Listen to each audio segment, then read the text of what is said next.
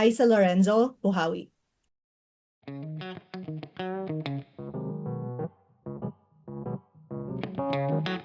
It was a hot summer day, the kind where the sun seared your skin and made you sweat as soon as you stepped out of the bathroom. Esther was very self-conscious. She'd already changed outfits twice. Would Rod like the pink miniskirt or the black or the white dress better? She looked good in both, although the white dress showed off her tan arms and legs. But they were meeting at Luneta. What if they sat down on a bench? Then her dress would be ruined. She would have to bring a shawl, or at the very least, a piece of paper, something to keep her dress from getting dirty. She looked back at the pink miniskirt spread on her bed and shook her head. She'd take the risk. After all, it wouldn't rain today. 2 streets over, on the Alinan Escanita, Cristel had just woken up from her nap. She was 6 years old, with gangly limbs and hair that refused to lie flat. "Be a good girl and stay inside," her mother said.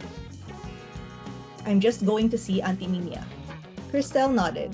She took out her red ball and began to play. The heat inside their one-room shanty was stifling, so she opened the door, just a crack. She began to bounce the ball over and over against the rough concrete wall. 20 minutes away, Jean Romero strolled through the Moriones gate. Today was the day. He was sweating heavily, partly because of the heat, but mostly because of the fear and excitement drumming in his veins. His heart was crashing against his chest. He looked out into the endless blue of the sea.